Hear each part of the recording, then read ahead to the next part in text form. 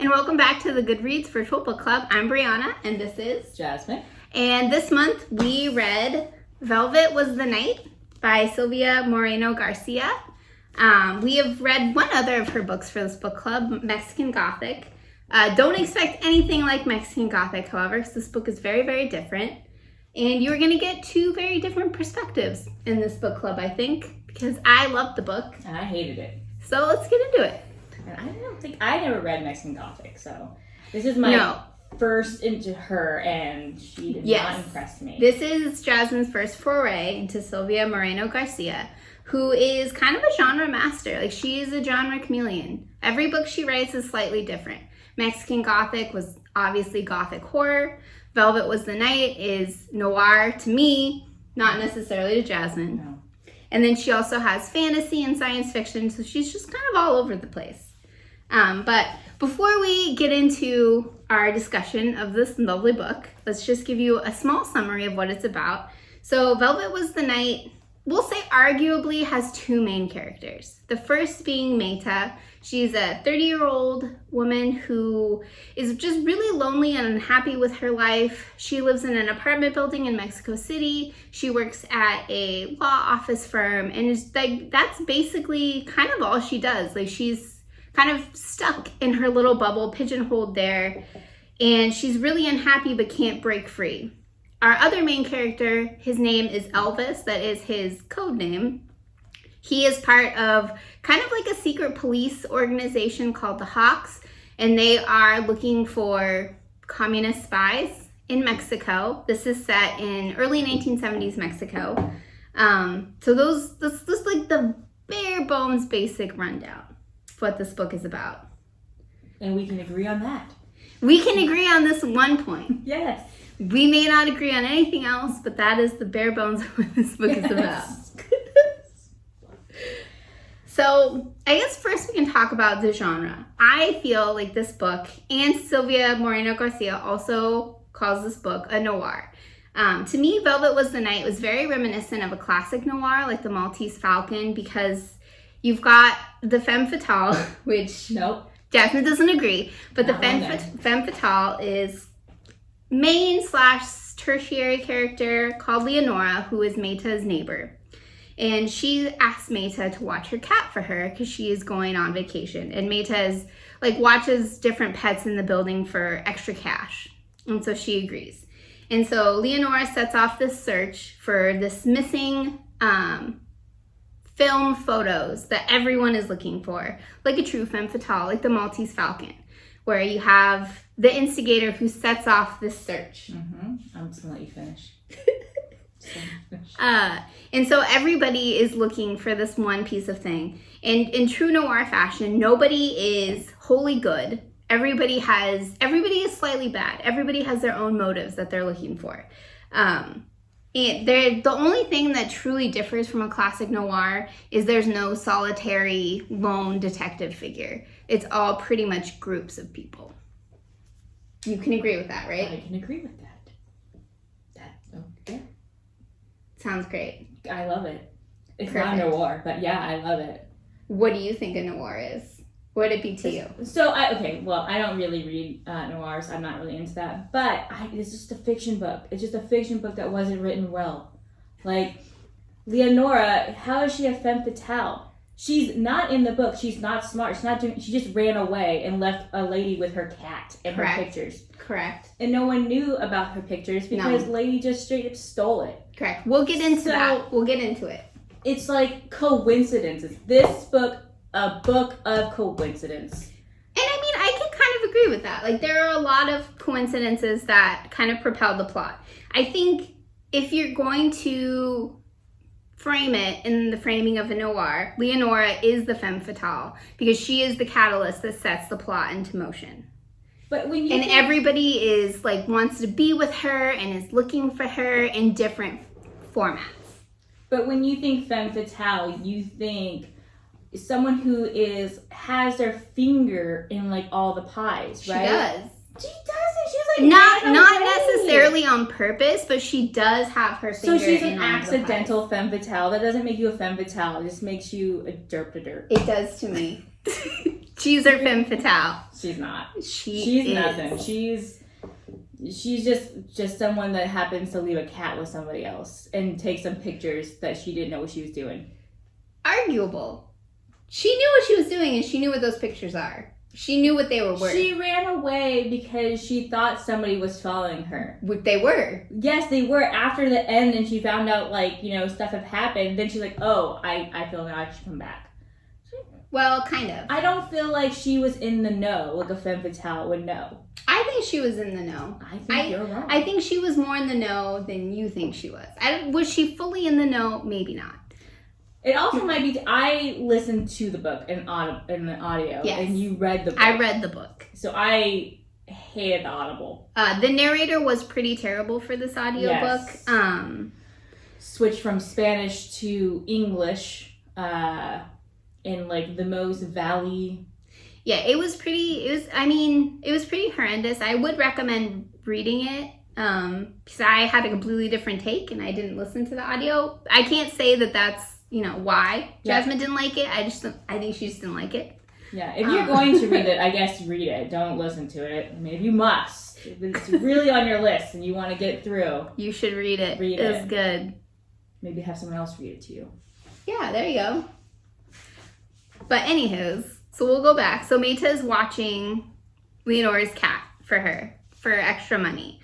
So the plot shifts between Maite and Elvis's perspectives. You get a little bit into each character. So every couple chapters, it'll switch perspective from Maite to Elvis. So Maite, she's just super lonely. She's really she's a true kind of underdog in this tale. Nobody thinks she can amount to much, even her own family. And I think she's really taken that to heart. And then that's some of the reason why she can't break free of this little prison that she's set up for herself, because she doesn't believe that she can. She doesn't believe that she's worth anything or worth, having things that would make her happy. Well, it's just 1970, she's 30 and not married, so in Mexico, which makes you a spinster. Yeah, and that's what she calls herself. She calls herself a spinster. But I guess before we go further, we should talk about the very beginning of the book, because that is really what sets up the whole plot. So in the very beginning of the book, which is based on historical fact, there was a student uprising in Mexico City. I think in the book, they're mentioning the Corpus Christi one in 1971, but there was also another one in 1968 in Mexico City where these students are rising up against the government, the pre-government, and basically they don't agree with it and they don't want this corrupt government controlling their lives and the media and everything else, and they want to have a bigger say. So the Hawks, which is the group that Elvis belongs to, the secret police, they were funded by the United States and trained by the CIA and are backing the pre-government, are trying to eradicate what they deem as communists. So all of these students who are kind of trying to envision a better Mexico and a better government, they deem as communists, and their job is to take them out, basically. So they go to the student uprising and they kill a bunch of students. And then one of the main guys in the Hawks, whose code name is El Gazpacho, gets shot. And El Gazpacho and Elvis are really close, and so Elvis takes him to the hospital. But that's kind of the framing of it. And that's why everybody is searching for these pictures that Leonora took at this student uprising to kind of show what really happened and not what the government is telling the media what happened. Yeah, I keep covering it up. Correct. That's why everybody's after these pictures. The Hawks are after it. The Mexican secret police is after it. Yeah. The student organization Asterix is after these photos. Mm-hmm. And everybody's looking for them. Agreed. We're agreeing on that part. We can agree on this part too. Now, if it just started with that. It did start with that. Yes, literally it started with that.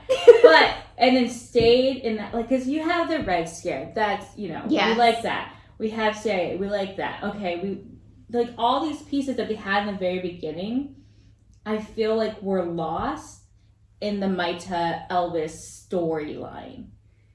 Like I Maite, think, like I don't know.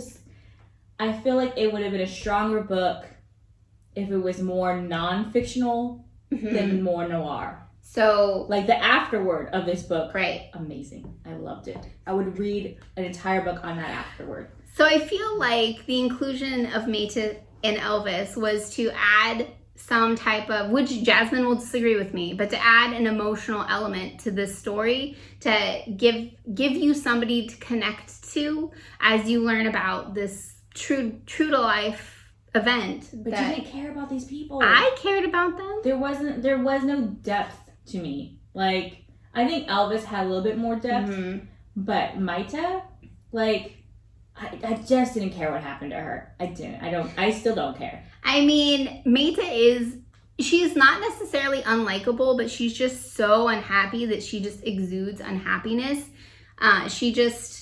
It's just like she's so hyper self-critical of herself at every single juncture. And that's the way that she's kind of been trained to be about herself, from her mother to her sister, who is the favored child, to relationships she's had in the past where they basically, wanted her for a short time and then dumped her. So she just feels like she is just like a worthless human being walking this earth, and nothing good can happen to her or for her because she doesn't deserve it. Wow, now you make me feel bad for not liking her. You should. I don't though. She doesn't. I really liked Maite. I thought she's a very sympathetic character in the sense that she's just so downtrodden. And then I know Jasmine didn't like this element, but she's really addicted to all of these romance serials, like these romance comics and newspapers. Her favorite is Secret Romance. And basically, she's reading these, and then inadvertently, she doesn't even realize it until the end, finds herself in a plot line of these secret romance comics. She imagines herself always in these comics. She imagines herself in the comics, but she's like, actually is in one. But she doesn't realize that at the end. At the end, she's like, oh, like maybe this is my happy end. Oh my God, lady, like you're 30 years old. Like, you have to live somewhat in reality. Like, maybe that's the problem. Maybe this is why these people are, like, leaving you out. Because you don't live in the real world. Angered. And that's true. I mean, Jasmine is right. She doesn't live in the real world because the real world is hurtful to her. She wants to protect herself. She's encapsulating herself in this fantasy world of these romance comics, and also because she can keep them at a distance. Like, they're not real people that can hurt her emotions. They're fantasy people that she can control. She was straight up upset about the dude in the coma. She didn't go to work. He's in the comics. He's in the comics. She didn't go to work. What do you mean she keeps him at a distance? Man, she's like... She did go to work. She just left early. She cried. Yeah, because this is how she's trying to form some connection, but a connection that she can control. She can't control her connection with other people. You can. You can literally cut people out of your life. She has nobody to cut out of her life. Her mom, her sister. Yeah, don't talk to them. But then she would have nobody to talk to. She has her little friend at work. Make new friends. Kind of. It's like she's taken it so far with this fantasy world that she tells all of these little lies to people at work to try and make her seem a little bit more interesting, but also still to keep them at a distance because she doesn't, like, feel that she's capable of forming actual connections with people. But she doesn't actually go and try either. She doesn't try. She doesn't want to put herself out there because she's already been hurt. But who does? Who wants to put themselves out there? Who wants to do that? Yeah, but we do because we want meaningful connections in our life. So what do you have to do? Most people. Okay, I know, but I do. But not Maite. I think she does. I think she wants it, but she doesn't know how to get it. So this is what she has told herself that she's okay with having. She has sheltered herself. She absolutely has. From actually being able to do it and understanding, like, yeah, sometimes you get hurt and sometimes you don't. Correct. So, but in a way, she's infantile. She's like, but she made did herself childlike. She did it to herself. She did. Which is... Because she's been hurt. Oh, well... I have more empathy for Maite, okay? I'm cold, apparently. She is cold. I have no feelings. Not for this book. Not for her. But so that's the basis of Maite. So in addition to telling all of these little lies to make herself seem more interesting, she also steals things. Little things from people's apartments that she goes and pet sits for. And she's in Leonora's apartment and she's looking for something to take. Some memento that will kind of remind her of this thrill of taking something, or like this ability to have a connection with somebody even though they don't realize you have a connection with them, so that she can retain this memory and think back on it. And so she takes this little tiny figurine next to the garbage that's slightly broken. Romanticizing kleptos. Yeah, we are. Yeah, that's what we're doing. That's all you're doing. That's what we're doing. She's a very sympathetic character. No, she's not. She is. She's very sad. She's not very good at taking care of that cat. She doesn't like the cat. That's the only thing I will say that I don't like about Maite, is I thought she was going to not be really nice to this cat. She feeds it, but that's all she does. Yeah, way to go. She loves her parakeet though. Does she? She left that thing all the time. She loves her parakeet. No. Do birds really need you? Let's be real. I mean, I don't know why you would have a pet bird. I don't like them either, but I don't know.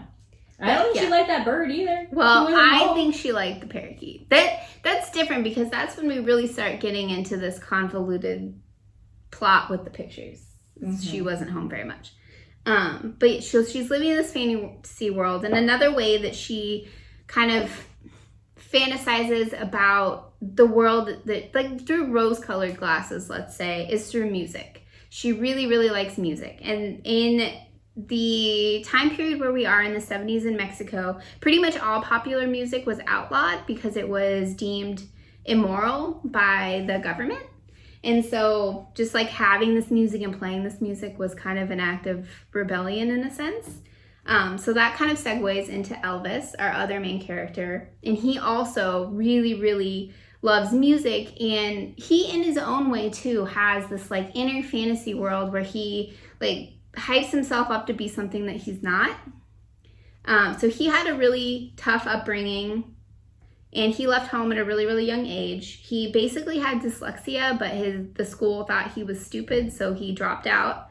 But he's very smart. His code name is Elvis because he really loves Elvis Presley. He even dresses like Elvis, like classic Elvis Presley, with the leather jacket and the white shirt and the slicked back hair. And he thinks that the only thing that he can do, because he's internalized that he's not very smart, is be a thug. That's like the only thing that he can do. So he joins the Hawks to be a thug. He also really, really admires and like idolizes the head of the Hawks. His name is El Mago. He's like a very sophisticated older gentleman. He basically, I mean, they are, like we said, CIA trained, so they're very militaristic. But he basically does whatever El Mago tells him to do. And at first it's very like hands off. They're just doing surveillance and all this different stuff, because they also want to figure out where these photos are, because they want to take down what they deem these communist students and keep these photographs so that nobody finds out that the Hawks were involved in these student protests in a way that they shouldn't have been. Mm-hmm. Can you agree with that? Mm-hmm. Mm-hmm. Cool. Yeah, Elvis wasn't bad. No, she likes Elvis. She didn't like Maite. I didn't like Elvis, but I mean, he's a little bit more well written in this book. I feel like he has more depth, and he has like, people are kind of rooting for him more than they are. Well, I am more than Maite. Maite doesn't have anybody to root for her. Oh my god. She some dude comes to your apartment complex and goes like, I want to get into your neighbor's building. Mm-hmm. You just let him in? She sure did. Do you do that? I mean, I wouldn't. Yes. But I mean, she has nothing going on. It doesn't matter, like common sense. Like, I don't know this dude. She is a 30-year-old woman who works for a legal secretary, or just as a secretary in a legal office. Oh my god, have some kind of common sense. She doesn't have any. I don't know you. Basically, stranger danger. She's basically very childlike still. She's I very need childlike. That. I need some kind of validation that much that I'm going to let some complete stranger in in a room. Because he's good looking, and he looks That's like the main character in her secret romance comic, who she really loves, and that's why she lets him into Leonora's apartment to look for his camera. It makes me want to bash my head onto a wall. That's intense. That's how much I did not enjoy the negativity of her. Like, it's just like, come on. She is very, very naive. She's very naive, and it's even more pronounced when she comes into contact with the Asterix group that Leonora ran with in this like art circle, leftist student union type of deal, and they're all so much younger than her, but really have more sense of what's going on. But Maite also, she doesn't read any newspaper. She's completely encapsulated herself in her own fantasy world. She has no idea what's really going on. Which is a choice. It's a choice she made. It's a choice to protect herself. Yeah, you know, I don't know. Because I know there's a lot of stuff going on in our world right now. And I don't want to read everything that's bad that's going on because it will really put me into a spiral. But you also need to be aware. You can't just live in a bubble. Especially, I don't know, she's a 30-year-old woman. Like, at 30, I'm assuming you knew what was going on in your world. Yeah, but that was a choice I made, and Maite doesn't want to make that choice for herself. Just blind eyes, I guess. She does. She is. And it becomes more and more apparent the further we get into the story. But she lets this guy, his name is Lomelli. I can't remember his first name. Emilio. She lets him into Leonora's apartment. He says he's looking for his camera, and Leonora has it. Leonora is also, she's the basis for this cover. Don't know why. Bring back the femme fatale. She's like exceptionally good looking. She comes from a rich background. She has this like air of mystery about her. No, she doesn't. Yeah, she does. The air of mystery is because she's nowhere to be found because she just straight took off. Not, you don't know who I am. They knew that she had 2 boyfriends who fought over her because she doesn't, talk to her neighbor. No, she didn't talk to anybody. But lets a random dude into a neighbor's house. To look for his camera because he looks like the main character of her comic. She knew what she looked like because she saw her. Yeah, she saw her. But it wasn't like, she's not a femme fatale. She's not mysterious. She is mysterious. She was some art student who got mixed up with some bad characters, and she had to run away. I think she's for a kid Maite, who made some she dumb is a kid mistakes. who makes... That doesn't make you a femme fatale. For Maite, I'm a femme is. fatale then. I was a kid who made some dumb mistakes. Do it. I'm a femme fatale. To Maite, Leonora is a femme fatale and has this air of mystery because she is her goal, but she has this air of mystery because Maite does not understand what that life is like. She doesn't get it. She just wants to be as pretty and wanted as her. Absolutely. Does that make you a femme fatale? If she is in this book. In your mind. In this book. In your mind. In this book. Yeah, well. She is. This book is wrong. She is. It's not wrong. So she lets him in the apartment. He's looking for this lost camera. Naturally, he doesn't find it, right? Because we know he's not really looking for the camera. I mean, at this point, you don't, but we'll just clue you in. He's not really looking for the camera. Everybody's looking for these photographs that Leonora took. Maybe it was. He's trying to find the camera that had the pictures that had in the it. pictures in it. Yeah. Fair. He doesn't find it. Long story short, he doesn't find it. But he does flirt with Maite to try and get more information out of her. Yeah. A conversation and a smile. To Maite, that's flirting. Ooh. All right. Well, I guess that's attention. Don't go to the grocery store. She doesn't. She does. She at the end. She goes. At the end, she does. Gotta make some consomme. But she's not going to the grocery store now. To try and get more information out of her, and also for her to let him know if Leonora calls or says anything about this missing camera that he's looking for. And so Leonora does end up calling a little bit later, and it's very strange. And again, Maite makes decisions that really, kind of like Jasmine said, they don't really make a lot of sense. Like, she agrees to take her cat and this weird box of junk to this location address she's never been before because Leonora says that she's going to pick it up.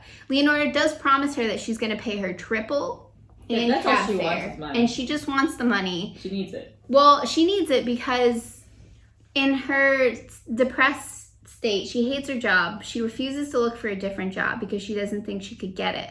So why start something if you're not going to get it? So she's constantly in debt because she's trying to keep up with the fantasy world that she likes, and she's buying all these comics and buying all these records. Well, her car's in the mechanic shop. She can't afford to get it back out. No, because she's buying all these comics and buying all these records. And Well, she also bought a really bad car. yeah, and, you know, getting all of these things that she can't afford, but she doesn't want to look for a job that would pay her better because she doesn't feel that she could get it or is good enough to get a better paying job. So she agrees to go and take Leonora's cat and Leonora's box of junk to this place, which turns out to be where Ruben, another important but tertiary character to the story, works. And Ruben also knows Leonora, and also wants to know where she is, because by this point, nobody's seen Leonora. Maite was only supposed to watch her cat for like 3 days, and it's been like a week and she hasn't come back. Nobody knows where she is. So Maite waits and waits and waits at this place. Leonora doesn't show. She talks to Ruben. Ruben's like, oh, well, check with her sister. So Maite goes on this like wild goose chase. She's going to go check with her sister. Not there either. Sister also doesn't really seem to care that much. Yeah, just where Leonora is. But there is an important clue here to realize for later. There's a photo of Leonora and her uncle. who she's named after. That will be important later. Yeah, and who also like funds her. Yes, pays for her rent and all of her stuff. Yeah. So she's just kind of just like this little kind of rich girl who's trying to figure herself out. But to Maite, she's like the height of elegance because she's completely different in Maite's mind to her. All right. I think I'm just wearing her down, guys. You're not, but yeah, all right. I'm just. She doesn't want to fight with me. We've already fought enough beforehand. We did have quite a brawl before this podcast, which maybe we should have recorded. Just yelling at our desk. Yeah, I mean, the height of elegance. To Maite? I mean, I don't know. This girl has a mattress on the floor, but it has silk sheets, so Maite's like so fancy. I mean, I know she notices her furniture, like her and table. her clothes. Yeah, and she's like, so it's like some and the pictures in the fancy frames. Rich girl wanting to kind of slum it, be that kind of I'm an artiste. Yeah, and stuff like that. So yeah, I know she wants to kind of have Leonora's life. I get that, but height of elegance. To Maite. All right. To Maite, not necessarily to other people, but to Maite, I think so. Oh. Because Maite's very invested in her life. Yeah, and is trying to almost like single white female her. I get that. Yeah, I can see that. She nuts. Yeah, she's got Maite's got some issues she needs to work out. So does everybody in this book, though. Yeah, they got issues that they need to work out. I will say that this book the writer did make these characters feel more human. Yes, they're very human. They're very flawed. Yeah, I will say that was one thing I felt was no one was some kind of a perfect evil or a perfect good. No. So. We got that. She liked one thing. I like the afterword. She liked the afterword. Yeah, the history lesson. I'm all about that. This whole book is kind of a history lesson because you're following. No, you will Google and find other books that are more about history. I mean, this is a fiction, so obviously it's not perfectly historical. But I learned things. Historical, except for the very first thing of what was going on. The whole plot. No. Yeah. No. Yeah. We have to be invested in I a way been invested more if we put that afterward the political happenstance in the front. If we put that afterward in the front, I think it would have made a world of difference. You think it would have changed your perspective on the book? Probably not, but it would have made a world of difference. So how would it make a world of difference? Because it would be more understanding of what was going on politically. Like, you get it that, like, yes, they are having political uprising and all stuff, but, like, you know, a lot of it kind of happened. You didn't know how dire it was until you get to the afterward. It was very dire. And how, like, dangerous it was to be living in that time. You know? So I think if that afterward was in front, and I would explain a lot more. Also, I think if they played more, like, into what was going on politically, like, the Hawks are trying to find a picture. Right. I mean, okay, cool. But that is based in the political intrigue because, and they talk about it all the time, how even if they find these pictures, you have to find a newspaper that will print them. What newspaper will print them in the way that tells the truth? It was so glossed over, though. I feel like it was like, it didn't really get gritty. It's very gritty. This whole book is gritty. This book is a cotton candy lollipop. This whole book is gritty. Everything about it is gritty. Nothing good happens. I'm pretty sure I read more grittier books to my 5-year-old than this. Wow. Hot take. Hot take. I think Bluey's more gritty. Hot take. This is very gritty. And it's based in real fact with the pre-party in the Mexican government, which didn't get ousted until like the early 2000s. And nobody really, even to this day, nobody knows exactly how many students were killed in these protests. It could be 1,200, it could be 3,000 people that were tortured and murdered by the government. Deep dive into that. We did not deep dive to nothing. They shallowly swim. We're like, deep diving into it. It was like if you're in shark-infested waters, but you are straight up on the beach, like right where the tide is. We are in the middle of the shark infestation in these waters. Touch the water. No, we're in the middle. We're in the deep end. We're not. We're in the deep end, guys. You're at the pool at the hotel. We are in the ocean, in the middle, in the shark ring. In this book. Covered with fish. Covered. You're not. We are. You're not even in the same country. We're in it, guys. We're in it. We're looking for these pictures. You're in landlocked land at a hotel in a pool. We're looking for these pictures to prove that the government is just as corrupt as everybody thinks they are. It doesn't really feel like that's what the book is trying to say. It's just saying, like, we're looking for these pictures and this girl. See, I think we read a different book here. I'm pretty sure it's the same title. I think we read something different. Because that's the whole point, is this political uprising and this corruption of the Mexican government. Than what was actually printed. Isn't that the point? It was printed. Isn't that the point of literature, is for you to analyze it? If you analyze it with knowing, like, the history, like, if the afterward was in the beginning, I think you would analyze it more. But also, I feel like it was just glossed over.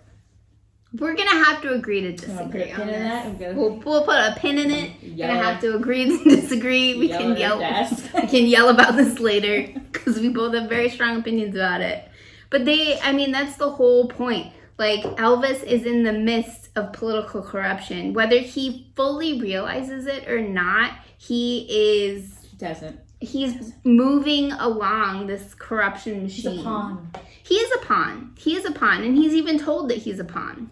Yes. But because he idolizes this leader, El Mago, he refuses to believe that he is a pawn in this plot. He idolized, it's so hard because you understand where these people are coming from, because when people who are born in a lower socioeconomic class get with people who are born in a higher socioeconomic class, they idolize these people, and most of the time these people are awful. Yeah, and El Mago is no different. Yeah, and like they want to be, like they think that that's such a greater place to be, even if like morally they're just as corrupt as like the scum of the earth. Yeah. Turns out everybody's kind of corrupt. Everybody sucks. Welcome to the world. In this book. But yeah, so everybody's looking for these photos. Nobody can find these photos. They're nowhere to be found. And they're going to great lengths to find these photos. Maite starts being surveilled by Elvis and his team of secret police hawks, including the Mexican secret police, who's run by Anaya. She's starting to get tailed by both of them because she is following in the footsteps of Leonora. One, she's watching her cat. She lives in the same building, and she's associating with the same people. So they assume that she must know so much more than she does. But Maite knows nothing. Like, she doesn't know anything. But everybody assumes that she must know more than she's letting on. Mm-hmm. But she doesn't. But she is kind of following in her steps. And Elvis is supposed to infiltrate this group, Asterisk, that Leonora belonged to kind of get in good with them and figure out like how much they know and if they know where Leonora is and where these photos are. Because that's like their number one priority, is to find Leonora but not hurt her and find these photos. Mm-hmm. And they're pretty much allowed to hurt anyone as long as it gets them to their goal. They have a tangle with the secret police, the Hawks and the secret police, and another member of Elvis's group, El Guerrero. I'm not pronouncing that correctly, but he gets seriously injured. And that's kind of when Elvis starts to have questions about what he's doing, what the Hawks really are, and what is their actual ultimate end goal. Because he learns that his friend, El Gazpacho, who he took to the hospital after he was shot in the student uprising that the Hawks basically killed a bunch of students in, was found dead in a ditch after he took him to the hospital. So he's starting to question what exactly is happening here. So he takes El Guerrero to the doctor, but then immediately pulls him out because he doesn't trust it anymore. He's starting to really question, like, what are people's motives here? And what is he doing here? Why is he here? So he takes El Guerrero to an actual hospital, and they go back tailing Maite, Ruben, who Maite has now kind of like a more one-sided romantic relationship with. She believes something more is happening. I think it's just a want to like have some kind of connection. Yeah. Because it sounds like she's really forcing herself. She is. And it's like, why? Don't do that. And then the one time she actually tries to make a connection, and it's with the completely wrong person. Yeah, and she really forces it on herself. Like, she doesn't find him attractive. No. She doesn't. They have nothing in common. But she thinks she's ugly, so she's like, well, I guess this is it. Yeah. She's like, she even says, you know, like, I don't really find you attractive. I don't really like you, but I guess it could work. Yeah, but, you know, let's go and have a sleepover. Mm-hmm. And it could work. And now I want to move in with you. And yeah, I want you to move in with me. I'll be your nurse when you go fight in the guerrilla war. Yeah, because he's going to go be a guerrilla in the jungle and fight the government. Yeah, that's his dream. But yeah, so she's really invested at this point. Not really in finding Leonora. She doesn't really know politically what's happening because she does not read the news. She has no idea what Asterix is doing and what their mission is. She's just kind of going along, going with the flow in a sense. Mm-hmm. Just following along. And so inadvertently, they finally do find these photos, and it's in the little statue that Maite stole in the very beginning of the book. Mm-hmm. Yeah, they actually break it. Yeah, they broke this little statue, and the negatives are there. Mm-hmm. And now everybody wants these negatives. Everybody wants them. So Maite and Ruben are trying to get to a safe place, but really end up going into like the hornet's nest. Yeah, they wanted to get the film developed to see what was going on. Yeah, they wanted to get the film developed, and the only person they could think of to develop this film was Emilio. Well, Jackie. Well, yeah, Jackie thought of Emilio, and Emilio is not on the up and up. He's not with this group. He's with whatever group is the winning group, basically. Yeah. And so he's like, yeah, I can develop these photos. But then the secret police come, and then the Hawks come, and all hell breaks loose. and everybody is like in this intense struggle. The Asterix also has this guy who says he works for the Russian KGB and he had tortured Elvis previously. Like, really, I feel like lightheartedly with a newspaper. Like, it wasn't any, like... I'm pretty sure Elvis did not feel it was lighthearted. Elvis did not feel it was lighthearted. But just because you got hit with a newspaper, like a dog, doesn't make you feel like it's like bad. No, they beat him. They beat him with a newspaper, but they didn't, like, weren't beating him to kill him. Well, like what he's what doing a goal. With other people. He didn't kill the other guy. He also only beat to get information. He did. But they really beat Some him other up. people came in the background and then killed those people. Because Asterix, there's another kind of important person. His code name, everybody's got a code name, is Socrates. And he is a double agent. He's working for the Mexican secret police, and he's also working for Asterix, the leftist student group who's trying to better Mexico's everything, basically, in their mind. They want better things than what they have, less corruption. And he basically flopped super easy. Like, the secret police was like, you know what? We know who you are. You need to work with us. And he was like, okay. Yeah, they rolled up the newspaper, and he was like, oh, okay, yeah, okay. I'll work with you. I'll help you. Yeah, I'll sell anybody. Yeah. And so when Maite and Ruben are looking for places they can, like, develop this film, they find that Socrates is dead. But at this point, we don't know who killed Socrates. No. We don't know who killed him. It wasn't Elvis? It wasn't Elvis because he was still alive when the Hawks left. He was still alive. So Elvis thinks it must be the student union group or the secret police. Yeah. Led by Anaya. Yeah. I will say the ending twist was interesting. It was pretty good. It was. It was pretty good. Yeah, we can agree on two things. Our friendship will be rekindled. Whoa, we can bring it back in. This book almost broke it. I almost had to get a new book club partner. But yeah, so we don't know who killed Socrates. So we're going with Emilio now to get this film developed. Which, interestingly, we never find out what's on the film.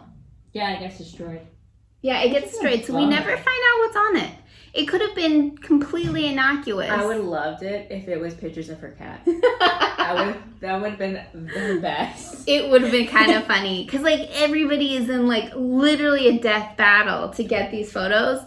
And nobody knows what's on them. They just assume that it's, like, eye-opening and gonna showcase the truth, basically. About that protest. They thought it was about the student uprising when the Hawks killed a bunch of students. Because she was there and then she wanted to go talk to a reporter. Yep. And stuff like that. So do you think that she has film about what happened? Because they had collected all the other film. Yeah. And she's going to get this reporter to publish her photos to showcase that the government is just as corrupt as people think they are. Yeah.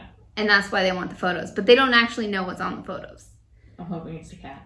It would be really funny if it was just something completely innocuous and it didn't have anything to do with this protest at all. So they're going with Emilio to Emilio's estate. Emilio is like a super rich kind of playboy type character. Yeah, so Maite and Emilio just run away. Yeah. From the shootout. Maite and Emilio run away because Ruben got really hurt in this shootout. Mm-hmm. Yeah, he got shot. The Russian got stabbed. Elvis got shot. What about Antelope? We haven't mentioned Antelope. The Antelope got shot 2 times. He's gone. We don't know what happened to him. I assume he died. He died. He dead. I like to believe that somebody made it. Elvis made it out. But Ruben made it out. Yeah, Ruben made it out. Yeah. That's about, you know. Yeah. The Russian made it. The DFS guy was Amaya? No, he died. No, he died. Yeah, he died. No, yeah.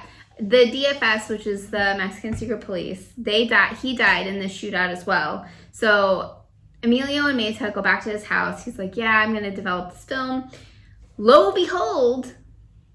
He called because he said, "Oh, the newspaper is gonna want me." Yes, that's right. That's right. He called the newspaper the El Nacional because he said that this newspaper would publish these photos in their entirety and not try and doctor them in any way. Yeah, so they wanted, like, he's like, "Oh, they're probably gonna want to do the dark room, so they can see that we didn't touch them in any way." Yeah. So, lo and behold, who comes in? It's Leonora's uncle. Who's also El Mago, what? the leader of the Hawks. And this was pretty shocking, actually. And so the whole point, his whole mission was to find his niece, who he feels has fallen wayward in her path and needs to be corrected. By killing her. That's how you correct That's how, He killed El Gazpacho. Who knows how many other people he has killed. Socrates. He killed Socrates. Who knows how many other ones. He's gonna kill Maite. Yeah. Emilio turns out to be just a pansy. A super pansy. He's just literally in the corner peeing himself. As Maite is getting beaten by El Mago / Leonardo. Yeah, he's told to turn around in a chair, and he just does. Yeah, he just completely complies because he doesn't. He's just gonna go with whoever's the winning side, whether it be he's there to protect himself, and basically, and that's it. And so Elvis comes in, and now he can everything that he has thought was happening. He sees is indeed happening. That El Mago is not anything that he said he was. He's this idol that he wanted to model himself after is a terrible person. Yeah, and like. What he was talking about, he's like, "I've never hit a woman. I think that's beneath me." And El Mago made him go beat up a priest, and he felt very wrong about it. And so he's having all these conflicting emotions going like, I, as someone who was born in the slums, feel like I have a higher moral compass than this gentleman that I am trying to emulate. Which he absolutely does. And it's like, El Mago is terrible. And it turns out El Mago is pretty much exactly like Emilio and is in it for himself and is willing to switch to whatever side he feels will give him the best deal. Yeah. Because the whole reason that he wanted these photos and he wanted Leonora as a bargaining piece if he needed to also use her as a pawn to get in good with the Mexican secret police. Because his unit was getting disbanded, and so he would be useless. Yeah, the Hawks were getting disbanded. He was a general for the military. Yeah, and so like he's old, and apparently they don't need him, and he wants to be needed. So why not kill my niece? Yep, because she's in the way. Because retirement's so bad. She's in the way, and he needs to use this as a pawn piece to get what he wants. And to be involved in the Mexican secret police and in this new unit, this new mysterious unit that they're founding to combat what they deem communists in their country. Red Scare all over again. Yeah. So El Mago kills.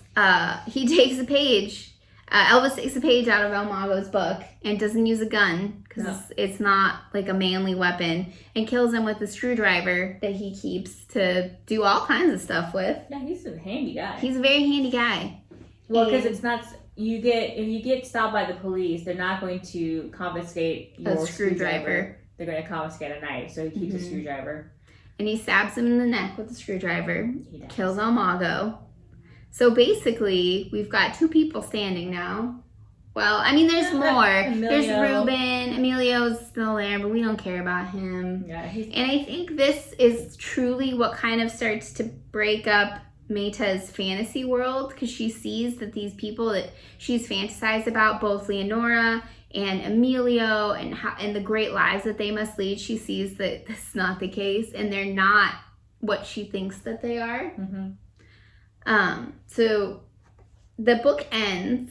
But she still thinks she's going to have a fantasy life with Ruben. She does. She still thinks she can get in good with Ruben. Until she straight up gets dumped. Yeah. Because Leonora comes back from running away. Yeah, Leonora reads in the paper that her uncle has died, which shows the corruption in the press and in the government in this period, because they just say he basically died in his sleep. and there's only one article printed in. The same newspaper that El Nacional, that Emilio said was like the one true good newspaper. Yeah. They printed this, that he died peacefully in his sleep, and his funeral will be blah, blah, blah. And so Leonora sees that and finally comes back after she sees that her uncle has passed away. And immediately Ruben is like, I'm going to hop off this train and I'm going to hop back on the Leonora train. Leonora wants me back, so. So bye, Maite. Mm-hmm. And so Maite has got that fantasy dash too. And so now she's just like adrift. She's just adrift. She goes to the grocery store. Yeah, so, I mean, the book ends where I think, and both Maite and Elvis are adrift. They're seeking connection, right? Into something. Because everything they knew is not right. Everything they thought they knew is completely different. At this time, he does not want to be alone. No. Well, because he doesn't know who he is anymore. Yeah. He doesn't know who he is. He doesn't know what he wants. He doesn't know where. So Elvis and Maite meet on a bus. Well, Elvis is following Maite, tailing her like he used to. Which he tells her that he's been in her apartment, and she's like, okay, well, that's kind of really weird, and I don't really like that, but still goes. We don't know that. She got off the bus. She got off the bus, but we don't know what she did. She got off the bus, and she jumped off that bus, first of all. She did.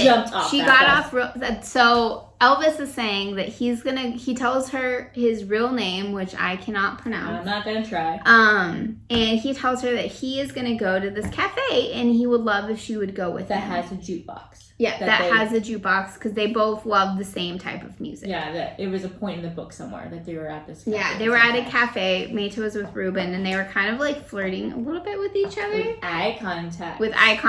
And playing different songs on the jukebox. But he says he's going to be there, and he would love for her to join him there. And she basically is like, I don't know. Complete stranger who followed me. I saw a murdered man. But his dark eyes are like velvet, like the jungle in the Secret Romance graphic novels that she loves.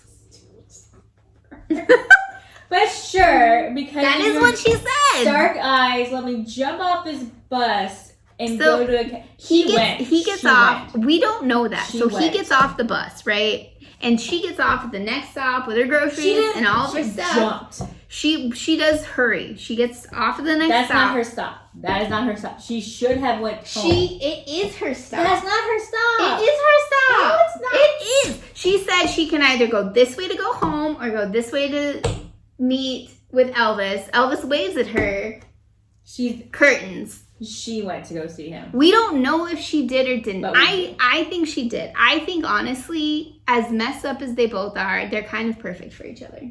Yeah. Also, she has, like, no sense of, like, stranger danger. She lets people into apartments. She's like, oh, dude, well, you already know me. So you found herself in this crazy plot against the government. I seen you kill a man. I mean, how much more can we get to know each other? She even said, like, I've seen you kill a man, but that's kind of intriguing. Yeah.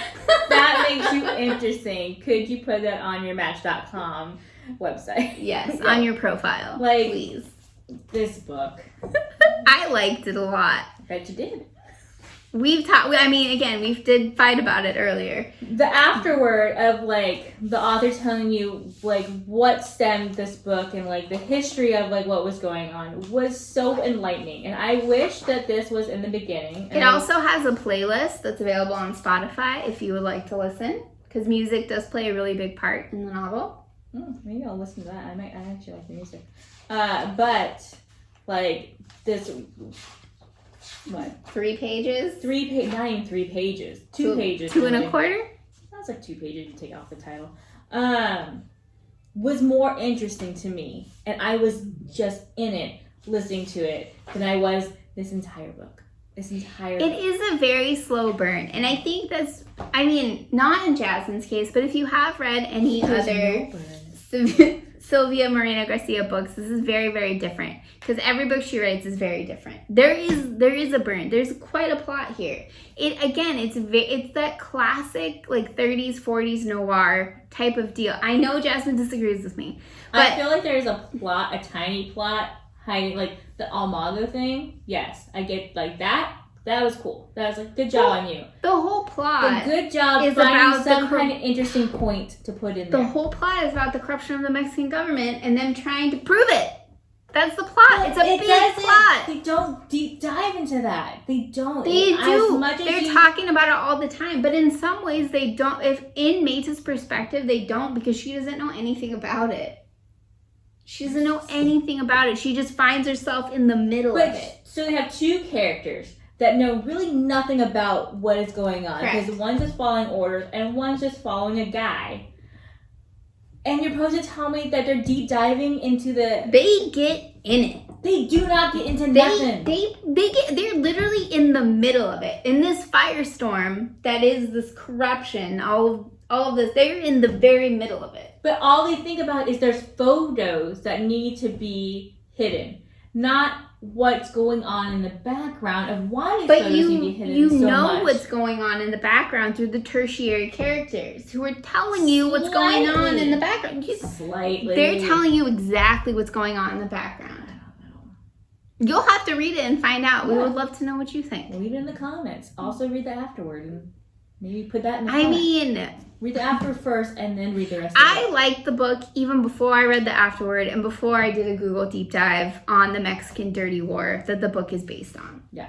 After that, I still liked it. It is a very slow burn, but to me, it does have all of those slow burn noir traits that you expect it to have. That is a great opinion to have. That I enjoy that you have that. Thank you. I appreciate it. Would not read this if I had a choice.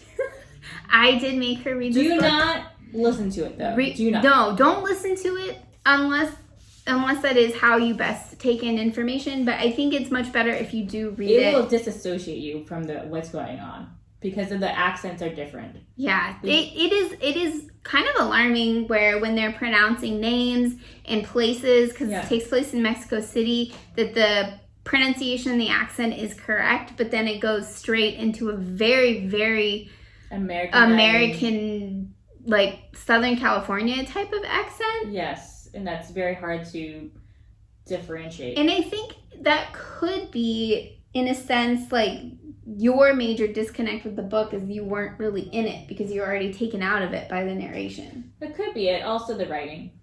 I liked it. I thought it was really good. I mean, the way she wrote that afterward, cherry. The writing was great. I liked it. I will still try a Mexican Gothic just because it's on my list. Mexican Gothic is also very, very good. We read that a long time ago for this book club. I was invited. That was like 2 years ago, but it's very good too. It's very, very different though. It's in a different region of Mexico, completely different plot, different time period, different everything. Horror with mushrooms. If you like that, it's good. This one is really good too, and I think especially if you are interested in kind of learning about actual historical events through a fictionalized viewpoint, this book is for you. Go read a different book. Read this book. Find the nonfiction version of this book and read that. We're just going to have to agree to disagree on this point, and I think everybody should read this book. And I hope you did. If you liked it or didn't like it, again, we would love to know what you thought. Yep. And we hope you join us next month for officially spooky month, October, and we are going to read a book called Hidden Pictures.